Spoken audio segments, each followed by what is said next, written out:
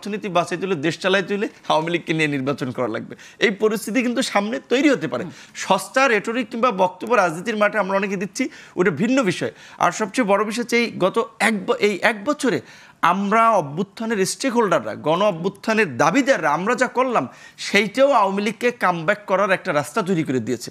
যেই এখানে আলোচিত যেটা আমরা স্টেট ডিপার্টমেন্টের আপনার বরাতে আমরা জানলাম, এখানকে এই গভর্নমেন্ট পতনে কত মিলিয়ন যেন এইখানে নাকি ফান্ড দেওয়া হয়েছে অখ্যাত 2-4টা সংগঠনকে। তো আমি গতকালকে একটা টেলিভিশনে বলছিলাম, আমার কাছে দুটো দেশের আপনার থেকে আপনার সেই সময় তারা আমাকে ফাইন্যান্স করার জন্য আলোচনা করেছিল যে মানে একটা চূড়ান্ত এন্টি গভর্নমেন্ট মুভ করার জন্য আমাদের কী ধরনের সাপোর্ট, কী ধরনের ফাইন্যান্স। কোন দুটো দেশ আমি এটা নাম বলতে চাই না, কিন্তু আমি পরিষ্কার সত্যিকার অর্থেই যে গণ অভ্যুত্থানের পরে আমাদের বিভিন্ন শ্রেণী পেশার মানুষ যারা ইস্টাবলিশমেন্ট আমরা বলি, ধরেন সরাসরি রাজনীতি করে না, কালচারাল, ব্যবসায়ী, বিভিন্ন কমিউনিটির, তাদের একটা প্রত্যাশা ছিল হাসিনা একটা মুসিবত ছিল, গেছে ভালো, এখন দেশে ভালো কিছু হবে।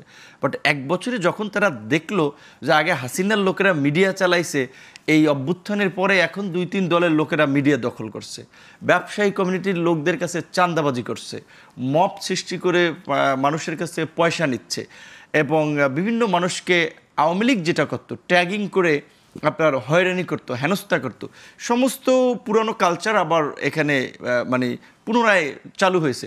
তখন মানুষ বলছে তাহলে আর কী পরিবর্তন হলো? তাহলে তো এখন এরা এই এক বছরে এই পরিস্থিতি তৈরি করতেছে, হাসিনা 16 বছরে করছিল, তাহলে তো সামনে তো এরা আরও বিপজ্জনক পরিস্থিতির দিকে নেবে। কাজেই শয়তানকে মোকাবিলায় শয়তান রাখা জরুরি। কাজে তাহলে বোধহয় এদের পাশাপাশি আওয়ামী লীগকেও রাজনৈতিক স্পেস রাখতে হবে। এইটা অনেকের আন্ডারস্ট্যান্ডিং, যেই কারণে এই আলোচনাটা তুলছে। এই যে কিছুদিন আগে বিআইজিডি ব্র্যাকের একটা যে জরিপে দেখালো আওয়ামী লীগের সমর্থন 7%, দ্যাট মিনস এটা একটা ন্যারেটিভ আস্তে আস্তে দাঁড় করানো, এস্টাবলিশ করে যে আওয়ামী লীগের তাহলে পরবর্তী ফাইনাল নির্বাচনে আগে দেখাবে 10-15% জনমত আছে, এইটা বাদ দিয়ে তুমি কেমনে নির্বাচন করবা? তখন বিদেশিরা আমাদের যে এই যে অর্থনীতি যেভাবে ওয়েস্টার্ন বেস অনেকখানি 10 বিলিয়ন, মার্কিন যুক্তরাষ্ট্রের 13 বিলিয়ন, ইউরোপীয় ইউনিয়নের, তো তারা বলবে যে আমরা শার্ট প্যান্ট কেনা কমাই দেবো তোমাদের দেশে যদি তোমরা ইনক্লুসিভ রাজনীতি না করো। তখন কিন্তু ডক্টর ইউনূস কিংবা রাজনীতিবিদরা তখন কিন্তু খাইছে, এটা বাস্তব। সো সেই জায়গা থেকে এখন আপনি যেটা বলছেন যে জিও পলিটিক্সের জায়গা থেকে ভারত ছাড়াও এটা ঠিক অন্যান্য প্লেয়াররাও মনে করছে যে হাসিনা যেই ন্যারেটিভ দাঁড় করায় দিয়েছিল সেই ন্যারেটিভ তো অনেকখানি সত্য, যে in the absence of Awami League এখানে এক্সট্রিমিজম রাইজ হবে, হ্যাঁ, ইসলামিস্টরা ক্ষমতা দখল করবে। এখন এইটা ভাই, আমরা তো সবাই মুসলমান, কাজে এখন আমি গণ অধিকার পরিষদ করি দেখা আমি ইসলামপন্থী দল না, এটা তো আপনি আমার বলতে পারেন না। ইসলামপন্থী দল, অন ইসলামিক দল, এইভাবে তো বলা যায় না। তো এখন বাংলাদেশের জিও পলিটিক্সটা মাথায় রেখে আপনাকে দলীয় কর্মকাণ্ড, ফিলোসফি ঠিক করতে হয়। সেই জায়গা থেকে এখানে ইসলামিক দলগুলোর কিছু ভূমিকা, কর্মকাণ্ড, এইটাও বিশেষ করে শেখ হাসিনার কে মানে ইজি করার একটা রাস্তা তৈরি করে দিয়েছে। কারণ আমরা তো ওই রকমের সচেতন না, আমরা নিজের ধান্দার জন্য, স্বার্থের জন্য এমন বক্তব্য মাঠে ছুড়ে দেই, এমন কর্মকাণ্ড ছাড়ি, আমরা এটা চিন্তা করি না এইটার পারিপার্শ্বিক ইফেক্টটা কী হতে পারে। আর কলকাতার এবং এই দিল্লিতে যে অফিস করার কথাটা বলছেন, আমি একটা আমার বাস্তব অভিজ্ঞতা, যেটা 2018 সালে তো আমরা কোটা সংস্কার আন্দোলনটা করেছিলাম, এবং সত্যিকার অর্থে আমাদের সেটা সরকার পতনের আন্দোলন ছিল না। আমি বলবো এইবারও আমরা যতক্ষণ আন্দোলন করেছি শুরুর দিকে সরকার পতন আন্দোলন ছিল না। যখন আমরা দেখলাম এইভাবে গুলি করে নির্বিচারে মানুষ মারতেছে এবং তারা মেরেই আসলে কার্যত ক্ষমতাকে চিরস্থায়ী করতে চায় যাতে ভবিষ্যতে কোনো রাজনৈতিক আন্দোলনও না গড়ে ওঠে, তখন আমরা রাজনৈতিক দলসমূহের সাথে আলাপ আলোচনা করে একটা গণ আন্দোলন হিসেবে এটাকে দাঁড় করানোর চেষ্টা করেছি। 18 সালের কোটা সংস্কার আন্দোলনে আমাদের আলোচনার জন্য সরকার এবং আপনার মিনিস্ট্রি একটা টিম ছিল, লিয়াজু কমিটি।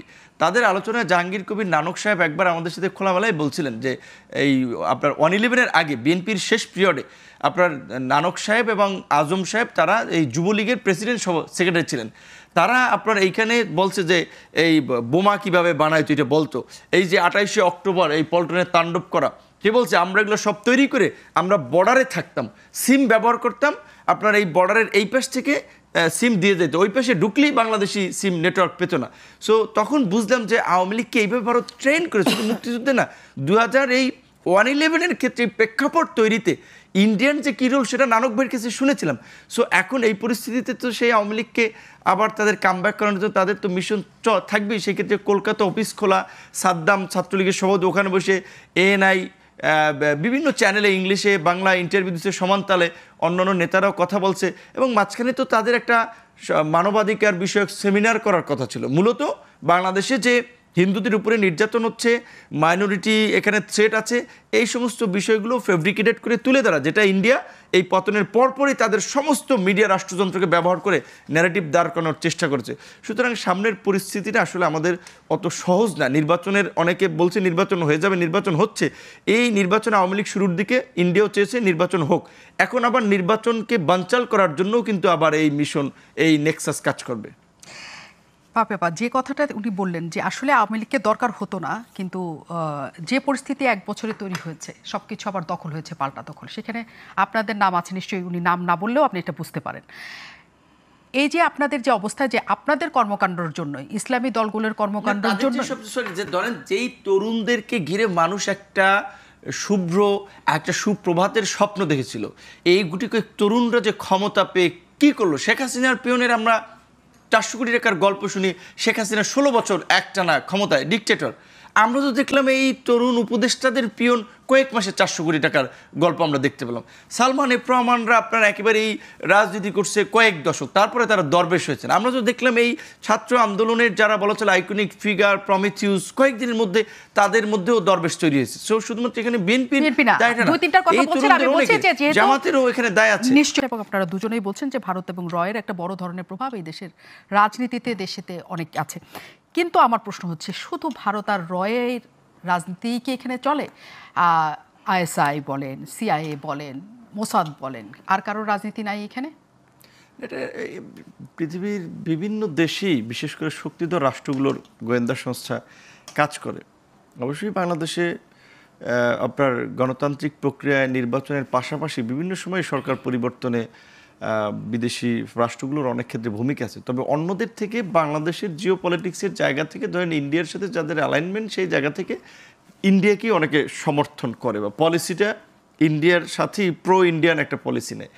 সেই জায়গা থেকে ইন্ডিয়াকে ওই ব্ল্যাঙ্ক চেকটা সবার দেয়া আছে যে ইন্ডিয়া এখানে যা ইচ্ছে করতে পারবে। এবং এটা বাংলাদেশে আপনি বলছেন যে রাজনীতিতে প্রভাব, গত 16 বছরে বাংলাদেশের এমন কোনো জায়গা নাই, ইনক্লুডিং আর্মির গোয়েন্দা সংস্থা ডিজিএফআই থেকে শুরু করে এনএসআই, ইভেন আমাদের মিডিয়া, আমাদের বিজনেস কমিউনিটি, যেমন বসুন্ধরার এত অভিযোগ, বাংলাদেশে ইন্ডিয়ান সবচেয়ে এখানকার যে যারা পেইড এজেন্ট ছিল তাদের সমস্ত ফাইন্যান্স হয়েছে বসুন্ধরার থ্রুতে।